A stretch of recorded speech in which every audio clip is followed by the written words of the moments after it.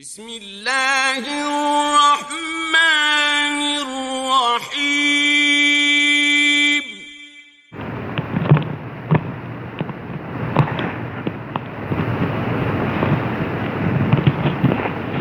السلام علیکم ورحمۃ اللہ وبرکاتہ۔ بسم اللہ الرحمن الرحیم۔ عن ابی قتادۃ الانصاری رضی اللہ تعالی عنہ انہ کان یحدث ان رسول اللہ صلی اللہ علیہ وسلم مر علیہ بجنازۃ فقال مستریح ومستراح منه قالوا یا رسول اللہ ما المستریح والمستراح منه قال ان العبد یستریح من نصب الدنیا وأذاها الى رحمت اللہ والعبد الفاجر یستریح منه العباد والبلاد والشجر والدواب۔ رواہ البخاری۔ محترم حضرات، صحیح بخاری کی ایک حدیث آپ حضرات کے سامنے پیش کی گئی ہے۔ ابو قتادہ بن ربعی انصاری رضی اللہ تعالیٰ عنہ بیان کرتے ہیں کہ ایک مرتبہ رسول اللہ صلی اللہ علیہ وسلم کے سامنے سے ایک جنازہ گزرا۔ لوگ ایک جنازے کو لے جا رہے تھے، تو آپ صلی اللہ علیہ وسلم نے جنازے کو دیکھ کر کہا مستریح او مستراح من، یا تو اسے راحت مل گئی یا تو لوگوں کو اس سے راحت مل گئی۔ تو جب نبی صلی اللہ علیہ وسلم نے یہ بات کہی تو صحابہ کرام کو یہ بات سمجھ میں نہیں آئی، تو آپ صلی اللہ علیہ وسلم سے اس کی وضاحت طلب کی، اس کا کیا مطلب ہے مستریح و مستراح من؟ تو نبی صلی اللہ علیہ وسلم نے کہا العبد المومن یستریح من نصب الدنیا وأذاها الی رحمت اللہ۔ ایک مومن بندہ جب اس کی موت ہوتی ہے تو وہ دنیا کی تکلیفوں سے اسے راحت مل جاتی ہے۔ ایک مومن بندہ وہ اپنے خواہشات کو کچل کے رکھتا ہے، وہ آزادانہ زندگی نہیں گزارتا ہے، تکلیفوں کی زندگی گزارتا ہے۔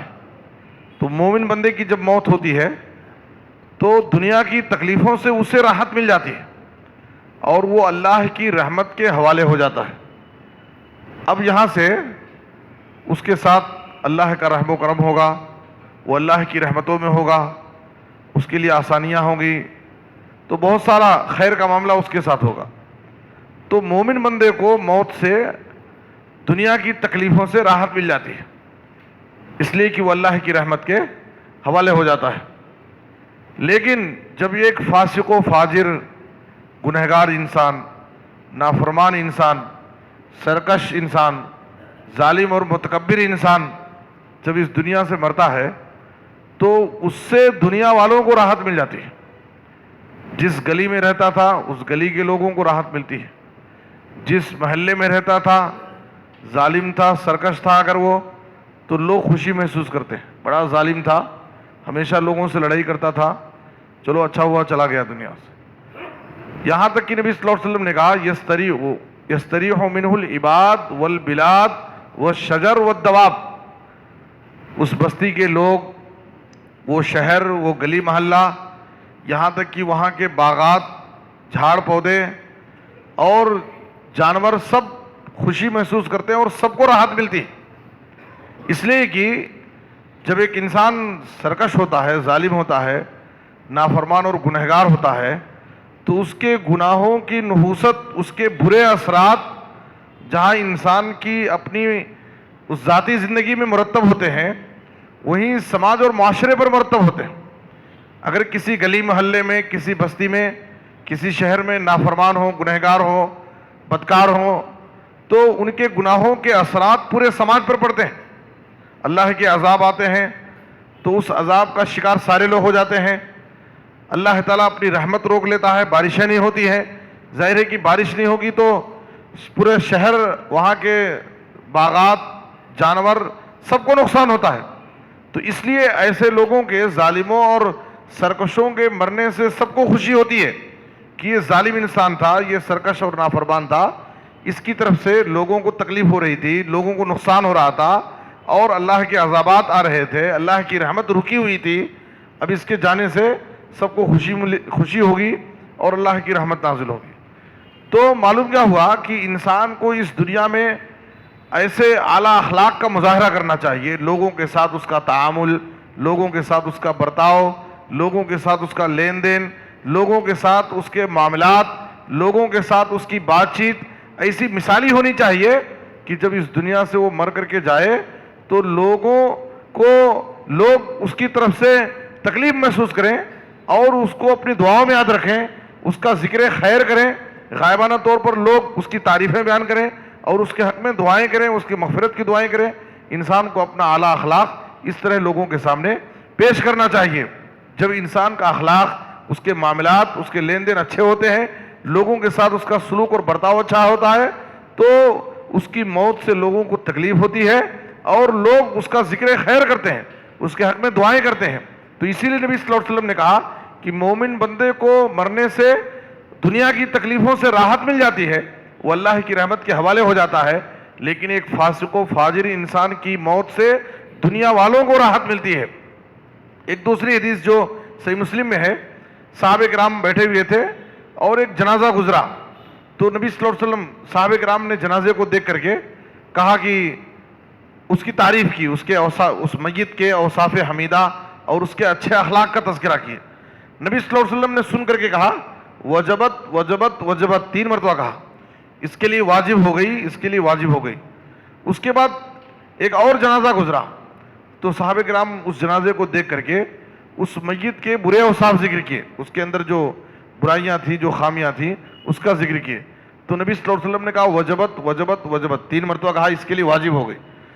صحابہ کرام نے نبی صلی اللہ علیہ وسلم سے اس کی وضاحت کی کہ آپ نے وجبت وجبت جو کہا اس کے لیے واجب ہو گئی. ایک جنازہ گزرا تو ہم نے تعریف کی تو آپ نے کہا وجبت، دوسرا جنازہ گزرا تو ہم نے اس کی برائی بیان کی تو آپ نے کہا وجبت.